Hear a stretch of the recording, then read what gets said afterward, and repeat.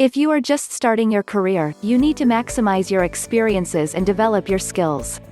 Remember, in this employment environment, you are responsible for your career success. That may sound like a daunting task in this brave new world, but there are road signs that may help you navigate, advance your career development and find satisfaction in your first job. Many questions pop up in the mind: how to start? Which path to choose? What skill set will match my dream job? And what not? It's okay if you are confused in the beginning, but make sure you make it clearer in your head as soon you can, as in this competitive world there is no time to have a laid-back attitude. You need to step into the court with a clear mindset about your choices, plan and give your best shot. 3.1 Choosing the right career.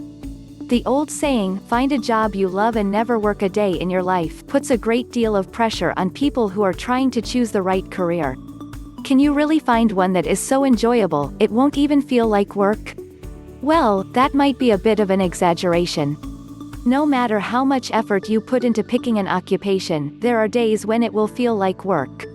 But there will be others when you will think, I would do this even if I weren't getting paid. The trick is to choose a career that has many more great days than ones that aren't so great. With thousands of occupations to pick from, to increase the odds of career satisfaction, find one that is a good fit for your interests, aptitudes, work-related values, and personality type. It is also essential that you enjoy the majority of the job duties, the earnings are acceptable, and the job outlook is good. Here's how to go about making a good match. Assess yourself before you can choose the right career. You must learn about yourself. Your values, interests, soft skills, and aptitudes, in combination with your personality type, make some occupations a good fit for you and others completely inappropriate. Why does any of this even matter? It matters because in order to find an amazing career, you need to know the answers to these questions. If you don't, it will be hard to discover whether a career is a good fit for you. If it isn't a good fit for you, it won't be amazing at all. Instead, you will find going to work every day a burden. The best way to learn all about yourself is by doing a thorough self-assessment. It is important to note that you must consider not just one aspect of a self-assessment, personality, interests, values or aptitude, but instead all of them together.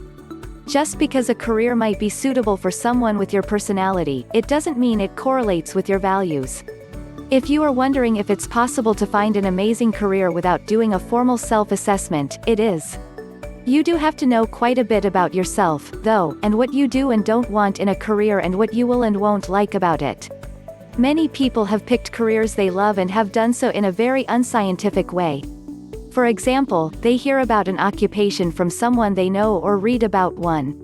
Learn a lot about any career you are considering. The results from your self-assessment will include a list of occupations that are a good fit for you based on all the factors it examined, but the quest to find the right career doesn't end here. While some of the occupations may be nearly perfect for you, others may be all wrong. Even though they are a good match for your personality type, interests, values, and aptitude, they may be unsuitable in other ways.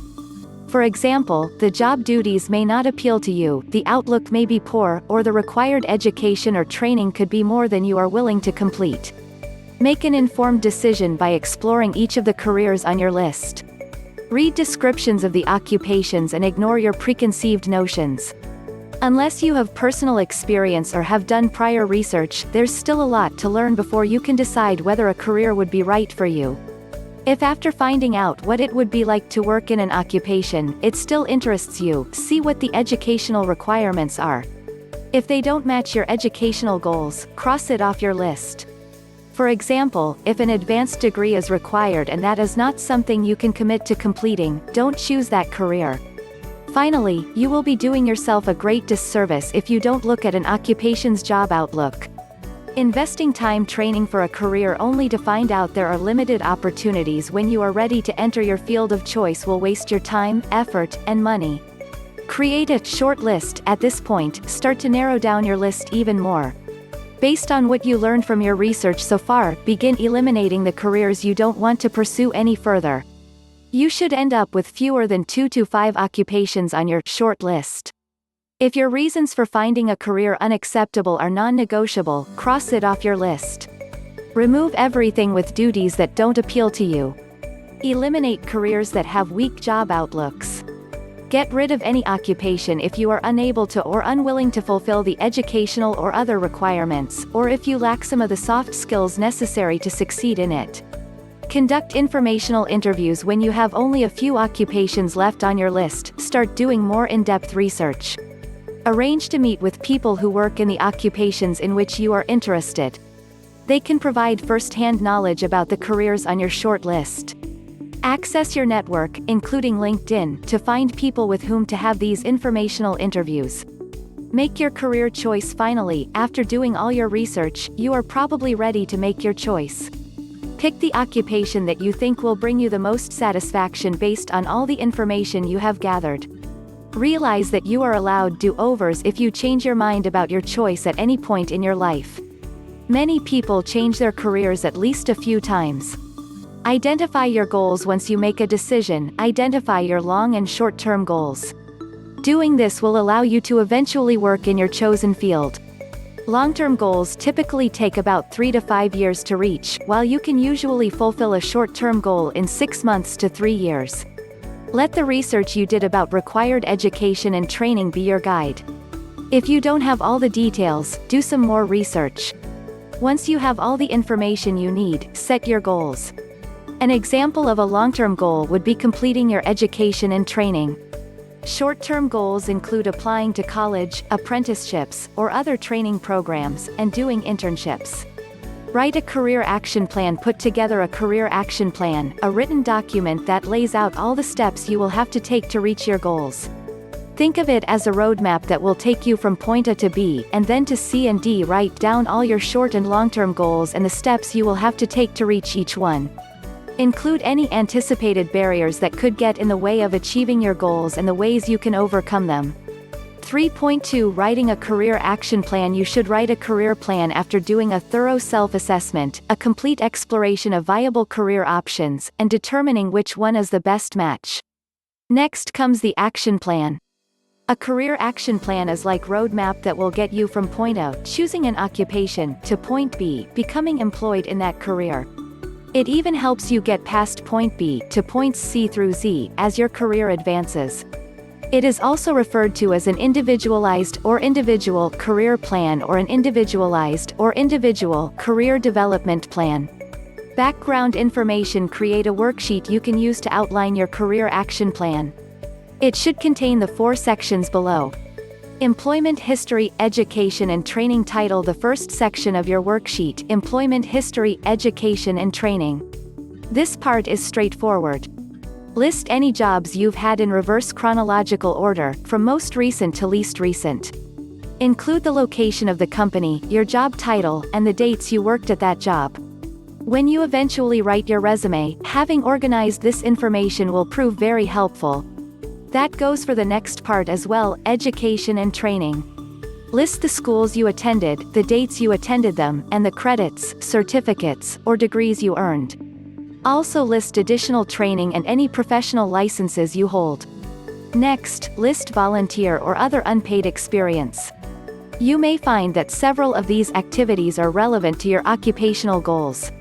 By volunteering, you may have developed skills that will play a vital role in your future career.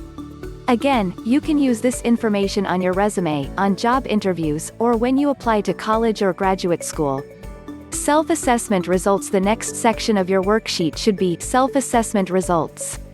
If you met with a career counselor or similarly trained professional who conducted a self-assessment to help you gather information about yourself, this is where you can write down the results you got from them, including the occupations that were suggested to you during that phase. You may even want to attach the information you gathered when you explored these careers so you can refer to your notes later on. Out of all the occupations you explored, at some point in the process, you narrowed your choices down to one of them. That is the one you plan to pursue. You may even have 2 occupations, one to aim for in the short term and one to strive for in the long term. For example, you can say you want to become a nurse's aide first, and then after you get some experience, you plan to become a registered nurse. Short-term and long-term goals. The next section should be a place for you to list your occupational and educational goals. They should correspond to one another since reaching your occupational goals will usually be dependent upon reaching your educational ones. You should have short-term goals, those you can reach in a year or less, and long-term goals that you can reach in 5 or fewer years.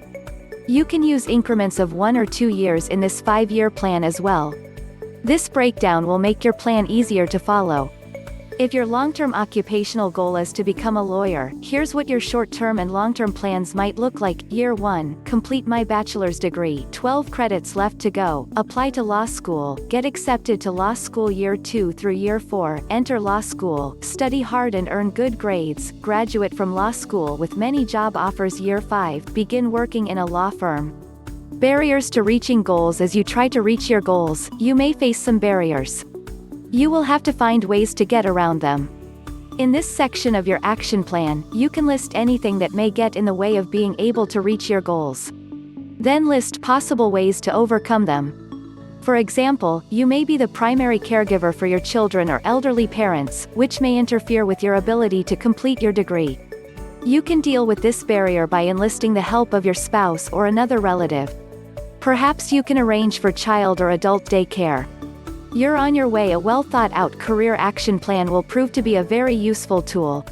You've gone through the career planning process carefully, choosing a suitable occupation. Setting goals and planning what you need to do to realize them will ensure that you reach your career destination. 3.3 Myths about taking career decisions. Myths, old wives' tales, and urban legends, whatever you call them, they have no place in career planning. Unfortunately, there's plenty of outdated, or altogether false, information that can bring your career to a screeching halt. If you're holding on to these relics, it's time to let them go and focus on taking advantage of career opportunities. Myth 1, a career counselor can tell you which occupation to pick. A career counselor or any other career development expert can't tell you what career to choose. He or she can help you learn about yourself and then tell you what careers are suitable for you based on that information. You will have to do your homework and then make the final decision after considering everything you have learned about it. Once you have chosen a career, the counselor can help you find out what training you will need to reach your goals and then show you how to embark on a successful job search. Myth 2, you should rely on best careers lists every year, especially during milestone years. For example, at the beginning of a new decade, numerous articles and books contain lists of what the experts predict will be hot jobs. It can't hurt to look at them to see if any of the careers on its appeal to you, but you shouldn't use the list to dictate your final decision.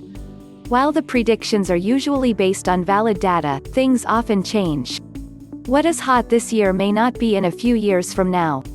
Myth 3, your skills will go to waste if you decide to change careers. No matter how many times you change careers or jobs, your skills are yours to keep. You can use many of them in a variety of occupations. You may not use them in exactly the same way, but you don't need to worry that they will go to waste. Myth 4, you must perfectly match all job requirements to apply. You find the perfect job, only to discover the company is looking for someone with 5 years of experience. You have 4. But don't hang your head. You're not automatically disqualified. Often candidates opt out of pursuing great career opportunities for fear they do not match all of the requirements listed on the job posting. While the job posting outlines the ideal candidate, the truth is, at times, employers need to adjust their requirements to meet the talent supply in the market. If you meet all the main skill requirements, you should absolutely apply to that job. Furthermore, if a company lists a niche skill on the job posting, they may not find any candidates who fit the bill. In that case, they will often end up hiring someone who demonstrates other skills and shines in other areas. So if you have a winning track record in development but haven't used the latest fundraising software, don't let that prevent you from applying to a job. Myth 5, I will have only one career in my lifetime. Career planning is an ongoing process. You will probably readdress your career plans several times during your life. This is normal. Nowadays, the typical person entering the workforce will have as many as 5 or 6 different occupations by the time he or she retires. People continue to change throughout life, and so does the job market. Many occupations that will be available within your lifetime may not even exist yet. While you can never know 100% that you are making the right choice at any given point, your goal should be to make the next best choice, for now, and continue to evaluate and re-evaluate that career once you're in it. Myth 6, you absolutely can't quit a job before the 2-year mark. It's been 10 months in your new job. The hours are much longer than you were told in your interview, the flexibility you were promised has not materialized, and everyone in your department is miserable. Instead of sticking it out for another year plus, double down on your job search efforts. In the past, leaving a job too soon made it more difficult to find a new position, as many hiring managers were leery of job hoppers who wouldn't stick around. That's not the case any longer. Today it's much more common to have a few jobs with short tenures, especially early on in your career. If you start a new job and discover it's a bad fit, start looking immediately for something better. You don't have to put up with something you hate to meet an arbitrary timeline. However, you should be prepared to explain why you left or are trying to leave so early. Myth 7, clocking long hours at the office will get you promoted. Your boss wants to see results, not dark circles under your eyes. Spending a lot of time in the office for the sake of face time is not the key to success. When it comes to getting recognized and getting ahead in your career, time doesn't matter, your accomplishments do. If you prioritize your tasks and become more efficient, you can spend less time at the office and still impress the boss. Send your boss a weekly summary of your tasks, but make sure the focus is on what you accomplished, not the hours it took to do it all, as well as the impact of your hard work. 3.4 Things you should know before starting your first job search. As you're poised to enter the work world, you might be so excited about the possibilities that lie ahead you haven't given much thought to, well, actually landing one of those possibilities. A job search, especially your first one, can be tough work, wading through the unfamiliar waters of resume writing and job search sites, plus intuiting exactly what a potential employer wants while sidestepping interview landmines. Phew. But this is a totally doable task with this first job guide at your side. Read on to find how to get started, how to hone your search, and how to find your dream job. 1. Use your network. Let's start with something that may be out of your control. More and more positions are being filled without being advertised. You would have a hard time conducting a job search now without hearing about networking and how important it is, and that's especially true in the market as it stands. A referral is more likely to get the position, simply because HR staff are busy, and why not hire someone who already has an advocate within the company? Since informal hiring is happening on a greater scale, if you're currently looking for work, remember that you are always looking for work. That 4th of July cookout? Perhaps your volleyball teammate knows of an opening that would fit your skill set. Don't focus only on the old ways of looking for a job, get out, get to know people, and treat every interaction as a potential opportunity. 2. Clean up your act on social media. Companies often Google search a candidate before hiring, and social media can be an immediate red flag. Before starting your job hunt, clean up your Facebook. Many people respond to this advice defensively, feeling that it's Orwellian to have your actions monitored even on social media, but the truth is, once it's out there, it's hard to remove it. Review your privacy settings, and if it's questionable, maybe leave it off the internet. 3. You are going to need a strong resume. Standards for resumes change all the time, and just because it worked 3 or 10 years ago doesn't mean your resume will work now.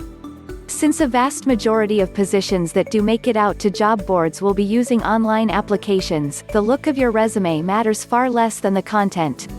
It certainly should still be attractive and easy to read, but color and artistic flair are just going to confuse the computer screens. In fact, some of the ATS software doesn't read serif fonts at all, so your amazing career background is not even reaching a person just because your font isn't one the computer recognizes. Keep your resume simple. Content is key in the digital age, not the visual bells and whistles. 4. Get a feel for the company during the interview. So you've gotten your resume updated and it's working. You started getting interview calls. The first interview you go on if you've been out of the job hunt for a while may feel very different. First of all, you may be expecting to go in and meet with one person, only to be greeted by an entire department. Team interviews are more common because it's not just about the job. It's also not about how you do with one person, but how you fit with the team. Work is collaborative, so why would interviews not be? This can take some getting used to, but remember, no matter how badly you want or need this job, if you don't feel comfortable with the interview team, do you really want to work there long term? 5. Keep an open mind. The hard truth is that this is a terrible job market for job seekers.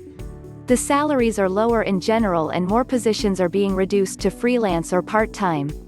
The work you have always loved may not have the same title and may be shared by a team now. Instead of viewing this as a negative, though, consider the opportunities. Maybe you like sales, but always wanted to do some consulting. With the market as it is, you may be working harder, but you will also be able to open yourself up to new things. And new things bring new skills and connections. The lower salary is an adjustment, but fewer hours means volunteer work or pursuing that entrepreneurial idea you've had. In the end, that may be a blessing. 6. Keep it all in perspective. Another difficult reality is that this means it's even more competitive. It's not unheard of to show up for an interview and realize you're interviewing with other candidates for the same job. You may think you are one of 5 who was called for an interview, only to discover they are interviewing 100 people out of 500 applicants. Keep it all in perspective, but again, chances are if you don't get the job, another position just opened when the candidate they selected left their position for this one. 7. It's not personal.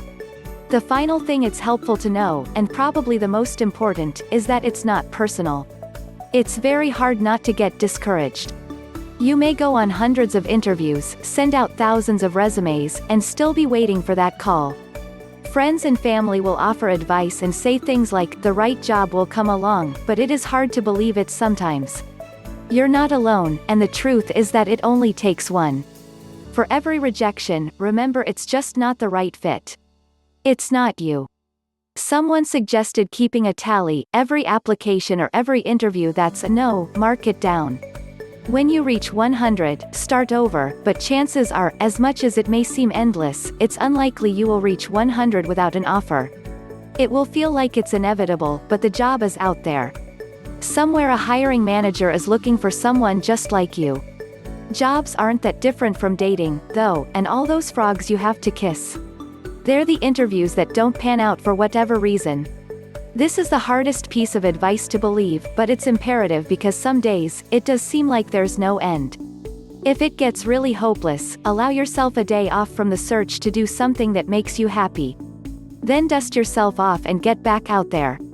Conclusion: making a right move in the beginning is very important as it sets the foundation for our whole career journey, so ensure you think, analyze, choose and plan well.